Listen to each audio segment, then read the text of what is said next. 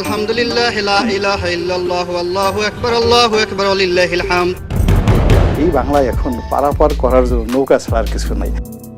BNP এবং তার সহযোগী জামায়াত ইসলামী, যাকে বলা হয় বাই বন্ড ক্রিমিনাল। আগামী 100 বছর বিএনপি টিকে গেল। জামাত আসলে একটা আদর্শ ভিত্তিক রাজনীতি করে। ডক্টর ইউনূস রয়েছে বর্ণাঢ্য ইতিহাস। Doctor Yunus in the field of politics he is just infant, নবজাতক শিশু। শেখ হাসিনাকে ক্ষমতায় বসানোর জন্য যা করা দরকার সবকিছু করতে হবে এবং দরকার হলে বাংলাদেশকে সিকিম বানিয়ে ফেলতে হবে।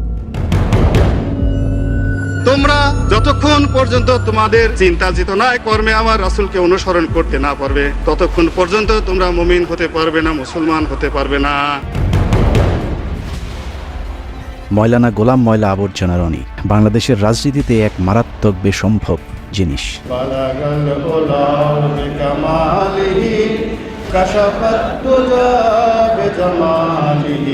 1967 সালে পয়দা হওয়া 57 পেরিয়ে 58-তে পা দিতে চলা এই স্বঘোষিত রাজনীতিবিদ এখন পর্যন্ত সিদ্ধান্ত নিতে পারেনি সে আসলে কোন দলের রাজনৈতিক মতাদর্শে বিশ্বাসী। আমি মনে করি মির্জা ফখরুল থেকে শুরু করা সবারই উচিত জয় বাংলা বলা। আওয়ামী লীগ এত অভাবগ্রস্ত, একটা লোকও নৌকার মাঝি হতে চায়। সংসদে কোনো রাজনীতি নেই। আমার সাথে অনেক বড় বড় মানুষ রয়েছে যাদের হয়তো পদপদবি নেই। বিজয় বলতে কি সিংহাসনে বসা?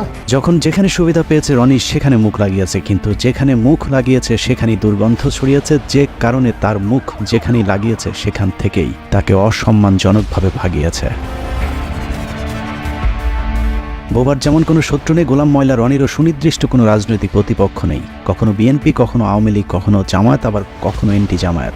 এ যেন একই অঙ্গে বহু রূপ, যে কারণে কারোর সাথে তার তেমন কোনো বিরোধ নেই, আবার বন্ধুত্ব ভেঙে যায় সুদীর্ঘ হবার আগেই।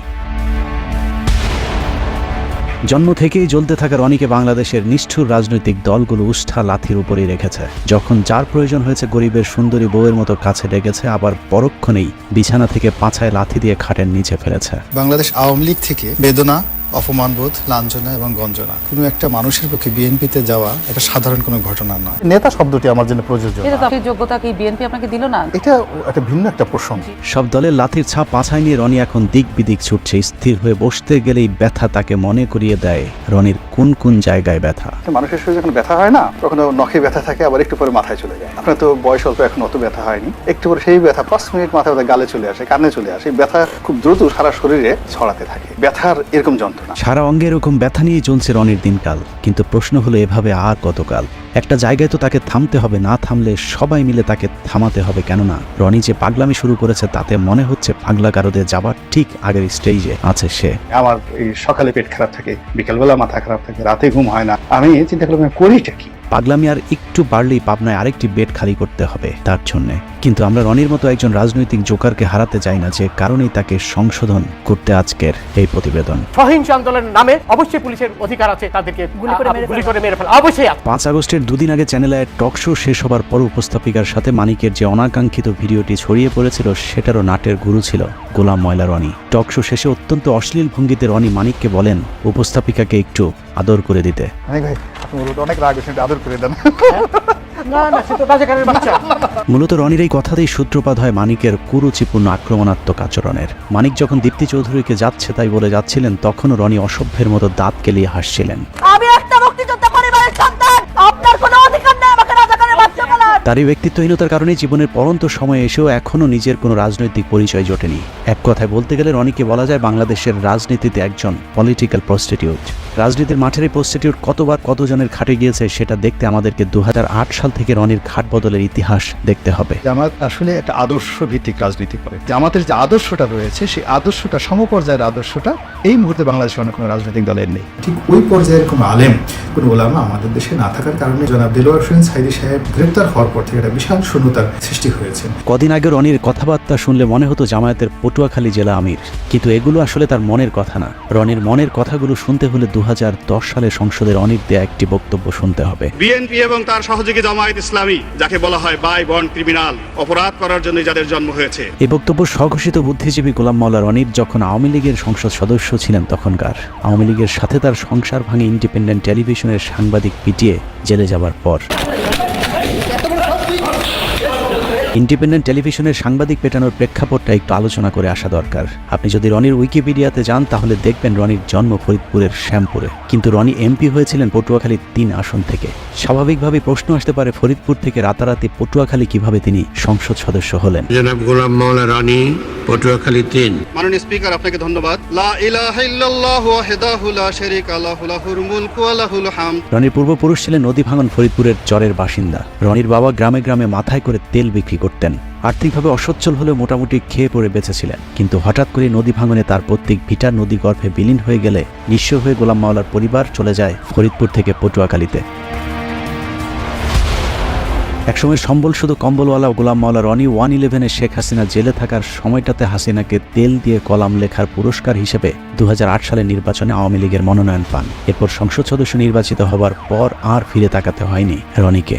একে একে শিপিং বিজনেস, টেক্সটাইল বিজনেস থেকে শুরু করে এক্সপোর্ট ইম্পোর্ট সহ নানা ধরনের ব্যবসার মালিক হয়ে যান গোলাম মাওলা রনি। ব্যবসা বাণিজ্য করেছি, টাকা পয়সা হয়েছে, আরো টাকা হতে হবে, সালমান এফ রহমানের মতো ধনী হতে হবে। গামছার তেল বিক্রেতা ছেলের আলাদ্দিনের চেরাগ দেখে অনেকেই তার কাছে জিনের সাহায্য চাইতে গিয়েছিলেন, কিন্তু চেরাগের সেই জিন গামছাওয়ালার ছেলে রনিকে ধনী করলেও অন্যদেরকে করেছে পথের ফকির। রনির সাথে যারাই যৌথভাবে ব্যবসা করতে গিয়েছেন সকলকেই খাল কেটে আনা কুমিরের মতো পেটে ঢুকতে হয়েছে। রনির একটা পারিবারিক বৈশিষ্ট্য আছে, যেখানে খান সেখানেই হাগেন। হেগে মতে পুরো পটুয়াখালী দুর্গন্ধ করে ফেলেছেন। ফরিদপুরের তেল বিক্রি করা রনির বাবা শামসুদ্দিন মুন্সি পটুয়াখালীতে এসে শুরু করেন বাজারে বাজারে গামছা বিক্রি করা, কিন্তু সমস্যাটা সেখানে নয়। ফরিদপুর থেকে কাঁথা বালিশ নিয়ে পটুয়াখালীতে যাবার পর তৎকালীন স্থানীয় যে চেয়ারম্যান তার খালি জমিতে রনির বাবাকে থাকতে জায়গা দিয়েছিলেন, সেই চেয়ারম্যানের খালি জমি দখল করেই গোলাম মাওলা রনি গড়ে তুলেছেন বহুতল ভবন। সেই চেয়ারম্যান বেঁচে না থাকলেও তার ছেলে জানিয়েছেন রনির বাবাও তার মতো একটু টাউট প্রকৃতির ছিল। কথাবার্তা শুনে প্রথমত বুঝতে পারি না যে লোকটা এত খারাপ, এত বড় মৃত্যু, এত বড় টাউট। রনির বাবার হাত ধরেই দখলের হাতখড়ি হয় রনির। সরকারি খাস জমি থেকে শুরু করে এলাকার নদী নালা, এমনকি অসহায় দরিদ্র মানুষের শেষ সম্বলটুকু পর্যন্ত দখল করেছে গোলাম মাওলা রনি। মাস্তানদেরকে বলেন যে আমার কাছ থেকে চাঁদা যদি নেয় একটু কম পরিমাণে ডিমান্ড করে, কিন্তু 5 লাখ দেওয়ার মতো তো আমার সামর্থ্য নেই।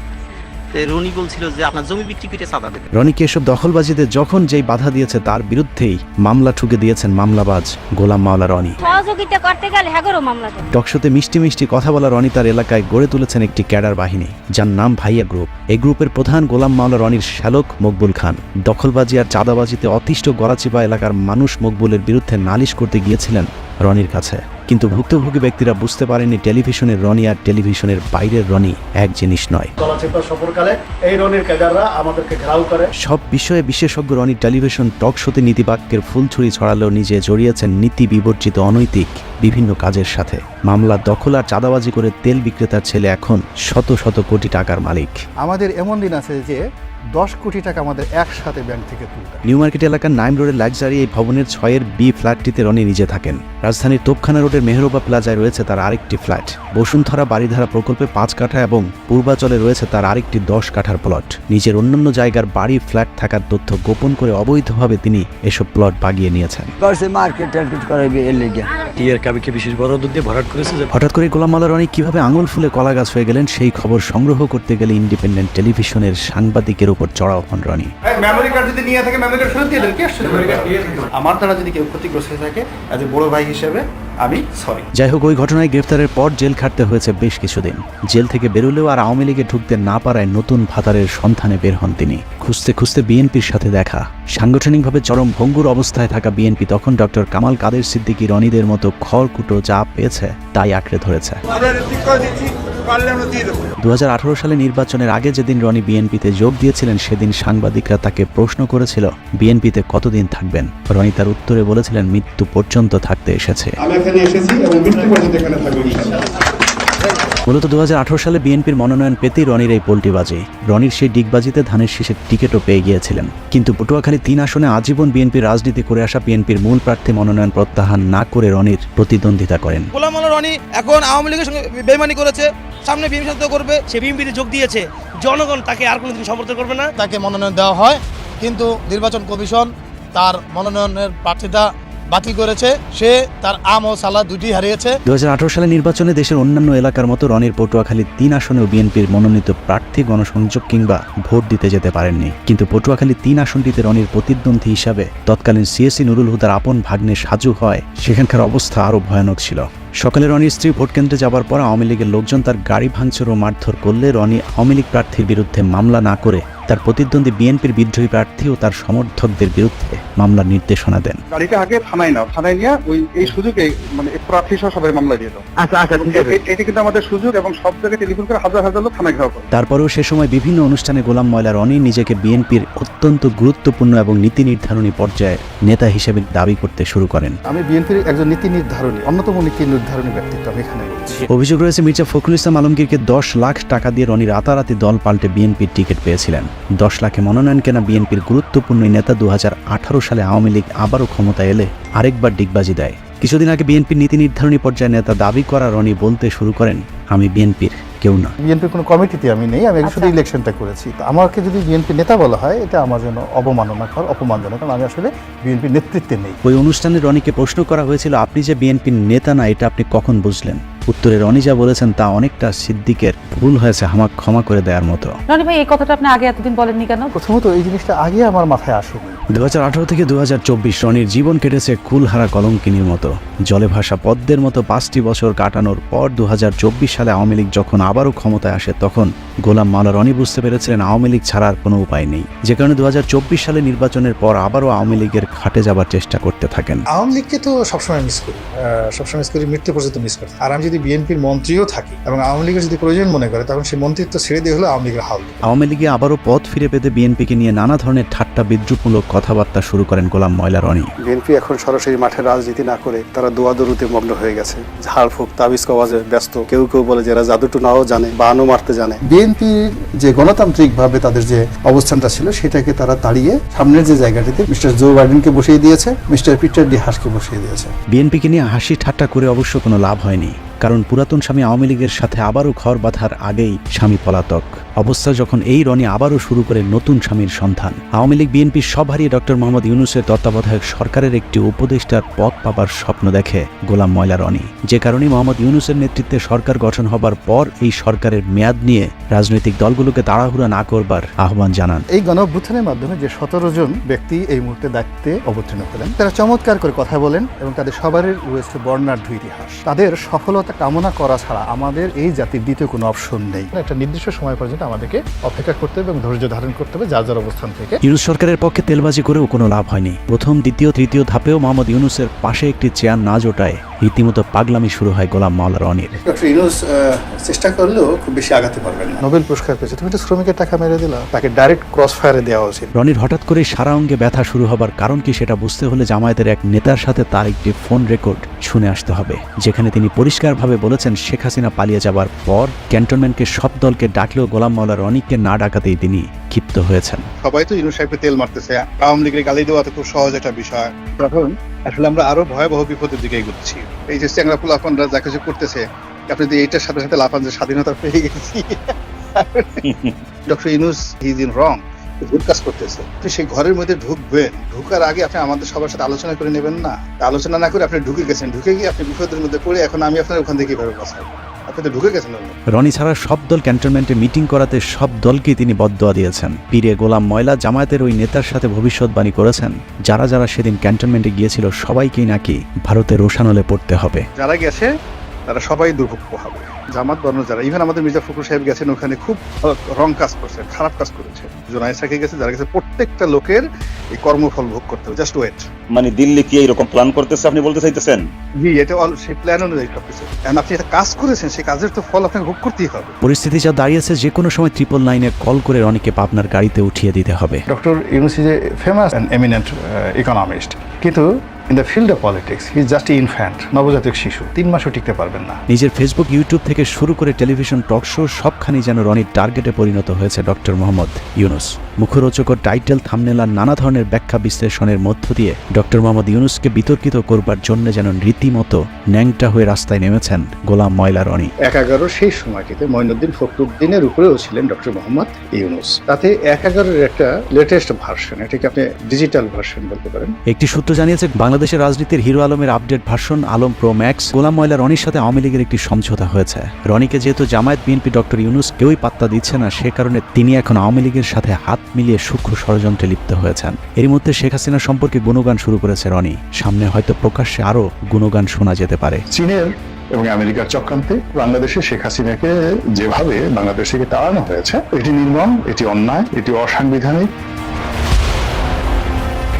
বাংলাদেশে একটা উগ্র জঙ্গিবাদ তৈরি হয়েছে। এই জঙ্গিবাদের চক্রান্তে শেখ হাসিনা ক্ষমতাচ্যুত হয়েছে। তো কাজেই শেখ হাসিনাকে আবার ক্ষমতায় বসাতে হবে, প্রয়োজনে বাংলাদেশে ভারতীয় সৈন্য সমাবেশ ঘটাতে হবে। শেখ হাসিনাকে ক্ষমতায় বসানোর জন্য যা করা দরকার সবকিছু করতে হবে এবং দরকার হলে বাংলাদেশকে অধিকার করতে হবে, কাশ্মীর বানিয়ে ফেলতে হবে, সিকিম বানিয়ে ফেলতে হবে। এছাড়া সুযোগ সন্ধানী রনির আসলে আওয়ামী লীগের কাছে ফিরে যাওয়া ছাড়া আর কোনো উপায়ও নেই, কারণ গোলাম মাওলা রনি বাংলাদেশে নিযুক্ত যুক্তরাষ্ট্রের রাষ্ট্রদূত ড্যান মোজেনার সময়ের একটি ঘটনায় আমেরিকার কালো তালিকাভুক্ত হয়ে আছেন, যে কারণে তিনি পশ্চিমা কোনো দেশের ভিসাও পান না। অতএব তার সামনে এখন আওয়ামী লীগ এবং ভারতের দালালি করা ছাড়া আর কোনো দরজা খোলা নেই। নাগরিকদের মধ্যে একটা বিক্ষোভ তৈরি হয়ে যাচ্ছে এই বাংলাদেশের বর্তমান রেজিমের বিরুদ্ধে, বিএনপির বিরুদ্ধে, জামাতের বিরুদ্ধে, ডক্টর ইউনূসের বিরুদ্ধে। আগামী ৩-৪ মাস যদি এভাবে তারা চলতে পারে, তাহলে শেখ হাসিনাকে কেন্দ্র করে ভারতে যে ইতিবাচক একটি জনমত তৈরি হচ্ছে, সেই জনমতের যে ধাক্কাটা কিন্তু বাংলাদেশেও আসবে। এবং বাংলাদেশে এখন যারা অনেকে শেখ হাসিনার বিরুদ্ধে বিষোদ্গার করছে, তারাও কিন্তু ইনফ্লুয়েন্স হয়ে শেখ হাসিনার জন্য হাহাকার তৈরি করবে। এখানে বসে লম্পজম্ব করতে পারবো, ভারতকে গালাগাল দিতে পারবো, কিন্তু সত্যিকার অর্থে ভারতের যে কোনো আগ্রাসন, সেটা অর্থনৈতিক আগ্রাসন, সামরিক আগ্রাসন, কূটনৈতিক আগ্রাসন, সেটি মোকাবেলা করার মতো অবস্থা আমাদের কিন্তু এখনো হয়নি। সব মিলিয়ে গোলাম মাওলা রনির আসলে নিজস্ব কোনো ব্যক্তিত্ব বা চরিত্র নেই। কোথাও মাওলানা, কোথাও আওয়ামী লীগ, কোথাও কৌতুক অভিনেতা, কোথাও সাংবাদিক। অনেক রক্তের বিনিময়ে অর্জিত ছাত্র সমাজের প্রতিনিধিত্ব করা এই সরকারের বিরুদ্ধে বিষোদ্গার না করে রনির আসলে সিদ্ধান্ত নেওয়ার সময় এসেছে। তিনি কি আওয়ামী লীগ করবেন, নাকি বিএনপি নেতা, ইউটিউবার, নাকি কৌতুক অভিনেতা, মাওলানা নাকি ময়লা আবর্জনা? আমার নিজস্ব চ্যানেলে 1 কোটি লোক প্রতি মাসে বক্তব্য দেখে। এখন বিএনপির বলেন, আওয়ামী লীগের বলেন, find me one single leader. বাংলাদেশের যে গোলাম মাওলা রনির মতো একটা কলাম লেখেন, তার মতো ইউটিউবে একটা বক্তব্য দেন, রব্বানা আতিনা ফিদ দুনিয়া হাসানাতাও ওয়া ফিল আখিরাতি হাসানাতাও ওয়া কিনা আযাবান নার। দ্রুত সিদ্ধান্ত নিতে না পারলে রাজনৈতিক দলগুলোকেই তার ব্যাপারে সিদ্ধান্ত নিতে হবে। সুস্থ রাজনীতির স্বার্থে গোলাম মাওলা রনির মতো ময়লা যত দ্রুত পরিষ্কার করা যাবে, তত দ্রুতই দেশের রাজনীতি আবর্জনা মুক্ত হবে। আর সেই ময়লা আবর্জনা পরিষ্কার করতে যদি কারো বেলচা হাতে তুলে নিতে হয়, তাহলে সেটাও দ্রুতই নিতে হবে। রনির মতো এরকম চিড়িয়াখানার পশুকে খাঁচার বাইরে বেশি দিন রাখাটা অত্যন্ত ঝুঁকিপূর্ণ।